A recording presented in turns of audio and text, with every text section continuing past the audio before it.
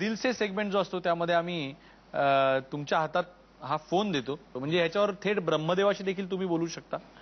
देव काका, बघूया तुम्ही कुणाशी बोलता आणि काय बोलता. हॅलो. हां, मी यशवंत देव बोलतोय. पण सुधीर फडकेच बोलतायत ना? एवढा गोड आवाज तुमचाच असणार. बोलणाऱ्याचा आवाज गोड, तेव्हा गाणाऱ्याचा तसाच. बोलणं आणि गाणं तुम्ही कधी फरक केला नाही. मी आत्ता फोन करायला मिळाला म्हणून मुद्दाम केलाय फोन.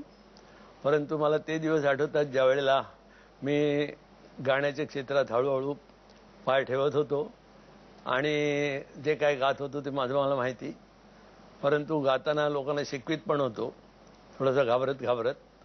पण अशा वेळेला 1950-51 साल असेल, मला माहीत नाही, तेव्हा तुम्ही आमच्या घराच्या समोर राहायला आलात. शिवाजी पार्कला ब्राह्मण सहाय्यक संघ, त्याच्या शेजारी तुम्ही आलात राहायला. आणि ब्राह्मण सहाय्यक संघाच्या समोर आम्ही पहिल्यापासून राहत होतो. त्याच्या आधी मी छान सगळ्यांना शिकवायचो. परंतु तुम्ही समोर आले म्हटल्यानंतर एकदम असं वाटलं, बापरे, आता हे आपण शिकवतोय, अगदी रस्ताच मध्ये आहे, तुम्हाला ऐकायला लागणार आणि तुम्ही ऐकणार आणि मनात म्हणाल, काय हा स्वतःला नीट गाता येत नाही, लोकांना काय शिकवतो, असं तुम्ही म्हणाल. पण तेव्हाच मी ठरवलं की ज्याला आपण गुरु मानतो, बस त्याच्या समोरच पहिल्यांदा जायचं. जे काय एक्सरे त्यांना काढायचे तो काढू दे, कारण he is the person who really knows me. कारण मी तर तुम्हाला गुरुच मानतो या ठिकाणी. म्हणून मी तेव्हा ठरवलं की आता तुमच्या बाजूच्या सगळ्या खिडक्या मुद्दाम उघडल्या. मी काय गातो ते तुम्ही ऐकाच. आणि त्यामुळे माझा धीर वाढला गाण्यातला, की आता मी त्यांच्यासमोर गायलो, आता मी कशाला घाबरू. आणि जेव्हा धीर वाढतो तेव्हा सुरात ताकद येते. मुळात मानसिक धीर जो असतो ना, तो अगोदर पैदा करावा लागतो. आणि तो मी पैदा केला ह्याला कारण तुम्ही. इतक्या वर्षानंतर मी परत तुमच्याशी बोलते, फार बरं वाटलं. या कोणाकोणाचे आभार मानू मला कळत नाही, पण ही संधी मला मिळाली तुमच्याशी. ऐकताय ना तुम्ही? हां, बरोबर. Thank you very much. Thank you. Padgaonkar, आता तुम्ही फोन लावायचा आहे.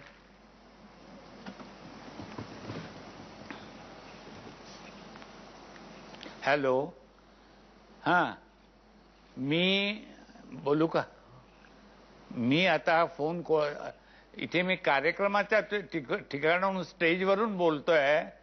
त्यांनी सांगितलं की कोणाला तरी फोन लावा आणि बोला, तेव्हा मी तुलाच लावला ग.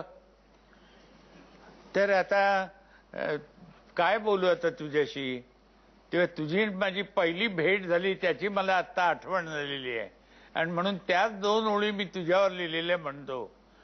पहिलीच भेट झाली पण ओढ ही युगांची, जादू अशी घडे ही या 2 लोचनांची. तुझी 2 लोचन मला भेटले आणि माझ्या कविता बहरल्या. त्याबद्दल मी तुझे आभार मानत नाही, तुझ्यावर पुन्हा मनातल्या मनात प्रेम करतो. आणि आता वेळ झालेली आहे ती रॅपिड फायरची. रॅपिड फायर मध्ये मी तुम्हाला एक प्रश्न विचारणार आणि त्याला 2 पर्याय देणार. 2 पर्यायामधला एकच पर्याय निवडायचा. आपण पुन्हा एकदा देवकाकांपासून सुरुवात करूया. पहिला डाव देवालाच काय नाही. मग काय ते? पहिलं देवकाकांपासून सुरुवात करतो. अडचणीचा प्रश्न. हां, 5 अडचणीचे प्रश्न. 5. आवडता संगीतकार कौशल इनामदार का सलील कुलकर्णी? सलील कुलकर्णी. आवडता गीतकार ग्रेस का मंगेश पाडगावकर? यांच्यात एक वेगळी ग्रेस आहे. आवडतं गाणं अरे खोप्यामध्ये खोपा का मन वढाय वढाय? मन वढाय. आवडती गायिका अनुराधा पौडवाल का उत्तरा केळकर? उत्तरा केळकर. आवडता गायक अरुण दाते का सुरेश वाडकर? सुरेश वाडकर. पाडगावकर, आवडता कवी अशोक नायगावकर का अशोक बागवे? दोघांची प्रकृती वेगळी आहे आणि दोघांच्याही कविता मला आवडतात. तेव्हा एकाचं नाव घेऊन दुसऱ्याला वगळायचं हे शक्य नाही. आवडता गीतकार आरती प्रभू का सुरेश भट? आरती प्रभू. कुठला पुरस्कार मिळाल्यावर जास्त आनंद झाला? साहित्य अकादमीचा का महाराष्ट्र भूषण?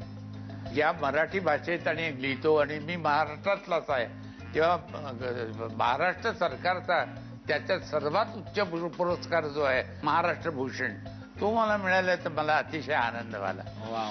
आता आवडता संगीतकार एकतर यशवंत देव का श्रीनिवास खळे? आता इथे सुद्धा मला सांगणं कठीण आहे, की दोघांनी माझी गाणी केलेली आहेत, पण श्रीनिवास खळे यांचं संगीत हे मला अतिशय म्हणजे अतिशय आवडतं. आणि ह्या पिढीचा आवडता गीतकार सौमित्र की गुरु ठाकूर? सौमित्र हा चांगलाच कवी आहे. आणि आता वेळ झालेली आहे ती हा कार्यक्रम संपवण्याची, पण त्याआधी मी या दोघांनाही थोडासा परफॉर्मन्स करायची विनंती करणार आहे, आग्रह करणार आहे. पाडगावकर, तुम्ही एखादी छान कविता आम्हाला अजून तुमच्या आवडीची वाचून दाखवा. प्रेम म्हणजे प्रेम असतं, तुमचं आणि आमचं अगदी सेम असतं. काय म्हणालात? या ओळी चिल्लर वाटतात आणि काव्याच्या दृष्टीने थिल्लर वाटतात. असल्या तर असू दे आणि फसल्या तर फसू दे, तरी सुद्धा प्रेम म्हणजे प्रेम असतं, तुमचं आणि आमचं अगदी सेम असतं. मराठीतून इश्य म्हणून प्रेम करता येतं, मराठीतून इश्य म्हणून प्रेम करता येतं आणि उर्दू मध्ये इश्क म्हणून प्रेम करता येतं. प्रेम कधी भांडत सुद्धा आणि निळ चांदणं सांडत सुद्धा. दोन ओळींची चिठी सुद्धा प्रेम असतं आणि घट्ट मिठी सुद्धा प्रेम असतं. कारण प्रेम म्हणजे प्रेम असतं, तुमचं आणि आमचं अगदी सेम असतं. आणि आता देव काका, तुम्ही इतकी छान छान गाणी ऐकवलीत, पण आम्हाला एखादी लावणी ऐकवा ना. मागाची थंडी मागाची, थंडीची धुंदी थंडीची, थंडीचा फुललाय काटा, अहो थंडीचा फुललाय काटा. अर्ध्या रात्रीला आता कुठं जाता, अर्ध्या रात्रीला आता कुठं जाता, अर्ध्या रात्रीला आता कुठं जाता. रोमात चांदण खुललं हो खुललं, रोमात चांदण खुललं हो खुललं, तुमच्या मिठीत सपान झुललं हो झुललं, तुमच्या मिठीत सपान झुललं. आजच्या कार्यक्रमात माझं काही चुकलं असेल तर मला जरूर कळवा, आणि जर काही आवडलं असेल तर ते देखील कळवा. आमचा पत्ता आहे खुपते तिथे गुप्ते, Zee Marathi 135 continental building, doctor Annie Besant road, Worli, Mumbai 400018. कायमच पाहत राहा तुमचा आवडता कार्यक्रम लुमस वॉकमेट खुपते तिथे.